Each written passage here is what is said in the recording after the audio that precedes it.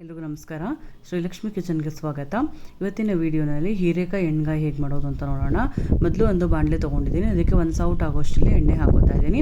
ಈಗ ಅದಕ್ಕೆ ಖಾರಕ್ಕೆ ತಕ್ಕಂತೆ ಹಸಿಮೆಣಸಿನಕಾಯಿ ಹಾಕೋಬೇಕು, ಜೊತೆಗೆ ಶುಂಠಿ, ಬೆಳ್ಳುಳ್ಳಿ, ಹಾಗೆ ಒಂದು 1/4 ಚಮಚ ಆಗೋಷ್ಟು ಬಿಳಿ ಎಳ್ಳು, ಹಾಗೆ ಒಂದು 1/4 ಚಮಚ ಆಗೋಷ್ಟು ಹುಚ್ಚೆಳ್ಳು, ಜೊತೆಗೆ ಒಂದು ಸ್ವಲ್ಪ ಕರಿಬೇವಿನ ಸೊಪ್ಪು. ಈಗ ಫಸ್ಟು ಹಸಿಮೆಣಸಿನಕಾಯಿ ಮತ್ತು ಶುಂಠಿ, ಬೆಳ್ಳುಳ್ಳಿ, ಕರಿಬೇವಿನ ಸೊಪ್ಪನ್ನ ಹಾಕೋಬೇಕು. ಒಂದು 5 ನಿಮಿಷ ಸ್ವಲ್ಪ ಫ್ರೈ ಆದಮೇಲೆ ಅದಕ್ಕೆ ಒಂದು ಅರ್ಧ ಚಮಚ ಆಗೋಷ್ಟು ಎಳ್ಳು, ಹಾಗೆ ಸ್ವಲ್ಪ ಹುಚ್ಚೆಳ್ಳನ್ನು ಹಾಕೋಬೇಕು.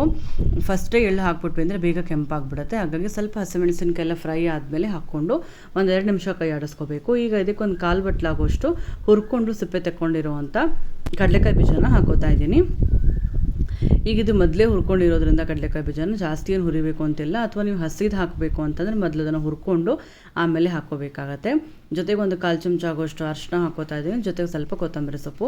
ಇದಿಷ್ಟನ್ನು ಸೇರಿಸ್ಕೊಂಡೀಗ ಸ್ವಲ್ಪ ಕೊತ್ತಂಬರಿ ಸೊಪ್ಪು ಸ್ವಲ್ಪ ಸಾಫ್ಟ್ ಆಗಬೇಕು, ಅಲ್ಲಿ ತನಕ ಒಂದು 2 ನಿಮಿಷ ಚೆನ್ನಾಗಿ ಕೈ ಆಡಿಸ್ಕೊಂಡು ಗ್ಯಾಸ್ ಆಫ್ ಮಾಡ್ಕೊಂಡ್ಬಿಡ್ಬೇಕು. ಸ್ವಲ್ಪ ಇದು ತಣ್ಣಗಾದಮೇಲೆ ಇದನ್ನೊಂದು ಜಾರಿಗೆ ಹಾಕ್ಕೊಂಡು ಫುಲ್ ನೈಸಾಗಿ ಅದನ್ನು ಪೇಸ್ಟ್ ಮಾಡ್ಕೋಬೇಕಾಗತ್ತೆ. ಸ್ವಲ್ಪ ನೀರು ನೋಡಿಕೊಂಡು ಎಷ್ಟು ಬೇಕೋ ಅಷ್ಟು ಹಾಕ್ಕೊಂಡು, ಜಾಸ್ತಿ ನೀರು ಮಾಡಬಾರ್ದು, ಸ್ವಲ್ಪ ಗಟ್ಟಿಗೆ ಇರಬೇಕು, ಹಾಗಾಗಿ ಸ್ವಲ್ಪ ನೀರು ನೋಡ್ಕೊಂಡು ಹಾಕೋಬೇಕಾಗತ್ತೆ. ಈಗ ಒಂದು ಚಿಕ್ಕ ಗೋಲಿ ಗಾತ್ರದಷ್ಟು ಹುಣಸೆ ಹಣ್ಣನ್ನು ನೆನೆಸ್ಕೊಂಡು ಹಾಕೋತಾ ಇದ್ದೀನಿ.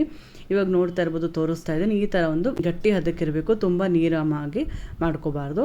ಈಗ ನೋಡ್ತಾ ಇರ್ಬೋದು, ಚಿಕ್ಕ ಚಿಕ್ಕದಾಗಿರುವಂಥ ಹೀರೆಕಾಯಿನ ತೊಗೊಂಡು ಚೆನ್ನಾಗಿ ಸಿಪ್ಪೆ ತೆಕ್ಕೊಂಡು ಅದನ್ನು ಎಕ್ಸ್ ಶೇಪಲ್ಲಿ ಕಟ್ ಮಾಡ್ಕೊಂಡು ಇಟ್ಕೊಂಡಿದ್ದೀನಿ. ಈಗ ಇದರೊಳಗಡೆ ನಾವು ಮಸಾಲೆ ನಾವೇನು ಮಾಡ್ಕೊಂಡು ಇಟ್ಕೊಂಡಿದ್ವಲ್ಲ ಅದನ್ನು ತುಂಬ್ಕೋಬೇಕು. ಈಗ ನೋಡ್ತಾ ಇರ್ಬೋದು, ಅದೇ ಥರ ಇವಾಗ ಅಷ್ಟು ಹೀರೆಕಾಯಿಗೆ ಮಸಾಲೆಗಳನ್ನು ತುಂಬಿಕೊಂಡು ಇಟ್ಕೊಂಡಿದ್ದೀನಿ. ಇದನ್ನು ಮೊದಲೇ ಏನು ಫ್ರೈ ಮಾಡ್ಕೋಬೇಕು ಅಂತಿಲ್ಲ, ಎಳೆದಾಗಿರೋದ್ರಿಂದ ಬೇಗ ಫ್ರೈ ಆಗುತ್ತೆ, ಹಾಗಾಗಿ ಹಸಿದಕ್ಕೆ ನಾನು ಸಿಪ್ಪೆ ತಗೊಂಡು ತುಂಬ್ಕೋತಾ ಇದ್ದೀನಿ. ಈಗ ಅದೇ ಬಾಂಡೆ ಇಟ್ಕೊಂಡು ಒಂದು 2 ಚಮಚ ಆಗೋಷ್ಟು ಎಣ್ಣೆ ಹಾಕ್ಕೊಂಡು ಒಂದು 1/4 ಚಮಚ ಆಗೋಷ್ಟು ಸಾಸಿವೆ, ಹಾಗೆ ಸ್ವಲ್ಪ ಜೀರಿಗೆ ಹಾಕೋತಾ ಇದ್ದೀನಿ. ಸಾಸಿವೆ ಜೀರಿಗೆ ಚೆನ್ನಾಗಿ ಸಿಡಿದ ಮೇಲೆ ಈಗ ಅದಕ್ಕೆ ಚಿಕ್ಕ ಚಿಕ್ಕದಾಗಿ ಕಟ್ ಮಾಡಿ ಇಟ್ಕೊಂಡಿರೋಂಥ ಈರುಳ್ಳಿನ ಹಾಕೋಬೇಕು. ಈರುಳ್ಳಿ ಸ್ವಲ್ಪ ಟ್ರಾನ್ಸ್ಪರೆಂಟ್ ಆಗೋ ತನಕ ಸ್ವಲ್ಪ ಫ್ರೈ ಮಾಡ್ಕೋಬೇಕು, ಜೊತೆಗೆ ಒಂದು ಸ್ವಲ್ಪ ಕರಿಬೇವಿನ ಸೊಪ್ಪನ್ನು ಕೂಡ ಹಾಕೋತಾ ಇದ್ದೀನಿ. ಈಗ ಎರಡು ಸೇರಿಸ್ಕೊಂಡು ಚೆನ್ನಾಗಿ ಫ್ರೈ ಮಾಡ್ಕೋಬೇಕು. ಒಂದು 1/4 ಚಮಚ ಆಗೋಷ್ಟು ಅರಿಶಿನ ಹಾಕೋತಾ ಇದ್ದೀನಿ. ಅರಿಶಿನ ಹಾಕ್ಕೊಂಡು ಸ್ವಲ್ಪ ಈರುಳ್ಳಿ ಸಾಫ್ಟ್ ಆಗೋ ತನಕ ಒಂದು 2 ನಿಮಿಷ ಚೆನ್ನಾಗಿ ಕೈ ಆಡಿಸ್ಕೊಂಡು, ಈಗ ನಾವೇನು ಮಸಾಲೆ ತುಂಬ್ಕೊಂಡು ಇಟ್ಕೊಂಡಿದ್ವಲ್ಲ ಹೀರೆಕಾಯಿನ, ಅದನ್ನು ಈಗ ಹಾಕ್ಕೋಬೇಕು. ಹಾಕ್ಕೊಂಡು ಸ್ವಲ್ಪ ಹೀರೆಕಾಯಿನ ಒಂಚೂರು ಎಣ್ಣೆಯಲ್ಲಿ ಒಂದು 2 ನಿಮಿಷ ಬಾಡಿಸ್ಕೋಬೇಕು. ಈಗ ನೋಡ್ತಾ ಇರ್ಬೋದು, ಈಗ ಒಂದು 2 ನಿಮಿಷ ಚೆನ್ನಾಗಿ ಕೈ ಆಡಿಸ್ಕೊಂಡಿದ್ದಾಗಿದೆ. ಈಗ ನಾವು ಹುರ್ಕೊಂಡು ಇಟ್ಕೊಂಡಿದ್ವಲ್ಲ ರುಬ್ಕೊಂಡು ಮಸಾಲೆನ, ಅದನ್ನೀಗ ಮಿಕ್ಕಿದ್ದನ್ನು ಹಾಕೋತಾ ಇದ್ದೀನಿ. ಹಾಕ್ಕೊಂಡು ಒಂದು 2 ನಿಮಿಷ ಸ್ವಲ್ಪ ಕೈ ಆಡಿಸ್ಕೊಂಡು ಆಮೇಲೆ ಇದಕ್ಕೆ ನೀರನ್ನು ನೋಡಿಕೊಂಡು ನಮ್ಗೆ ಯಾವ ಹದಕ್ಕೆ ಬೇಕೋ ಆ ಹದಕ್ಕೆ ನೀರನ್ನು ಹಾಕೋಬೇಕಾಗತ್ತೆ. ನಮಗೆ ತುಂಬ ನೀರಿಗೆ ಬೇಕು ಅಂದರೆ ಸ್ವಲ್ಪ ಜಾಸ್ತಿ ನೀರು ಹಾಕ್ಕೋಬೇಕಾಗತ್ತೆ, ಅಥವಾ ನಮಗೆ ಚಪಾತಿ ಜೊತೆ ಬೇಕು ಅಂತಂದರೆ ಸ್ವಲ್ಪ ಗಟ್ಟಿಯಾಗಿ ನಾವು ಗ್ರೇವಿ ಥರ ಕೂಡ ಮಾಡ್ಕೋಬೋದು. ಈಗ ನೋಡಿಕೊಂಡು ಎಷ್ಟು ಬೇಕೋ ಅಷ್ಟು ನೀರನ್ನು ಈಗ ಹಾಕೋತಾ ಇದ್ದೀನಿ. ಸ್ವಲ್ಪ ಇನ್ನೂ ಚೆನ್ನಾಗಿ ಕುದಿಬೇಕಲ್ಲ, ಹೀರೆಕಾಯಿ ಕೂಡ ಬೇಯಬೇಕು, ಹಾಗಾಗಿ ಸ್ವಲ್ಪ ಗಟ್ಟಿ ಆಗುತ್ತೆ ಕುದ್ಮೇಲೆ. ಈಗ ಅದಕ್ಕೆ ರುಚಿಗೆ ತಕ್ಕಷ್ಟು ಉಪ್ಪನ್ನು ಹಾಕೋತಾ ಇದ್ದೀನಿ, ಜೊತೆಗೆ ಒಂದು 1/4 ಚಮಚ ಆಗೋಷ್ಟು ಗರಂ ಮಸಾಲ ಹಾಕೋತಾ ಇದ್ದೀನಿ. ಇದೆಲ್ಲ ಸೇರಿಸ್ಕೊಂಡು ಈಗ ಚೆನ್ನಾಗಿ ಕೈ ಆಡಿಸ್ಕೊಂಡು ಒಂದು ತಟ್ಟೆ ಮುಚ್ಚಿಟ್ಬಿಟ್ಟು ಒಂದು 5 ನಿಮಿಷ ಚೆನ್ನಾಗಿ ಅದನ್ನು ಕುದಿಸ್ಕೋಬೇಕು.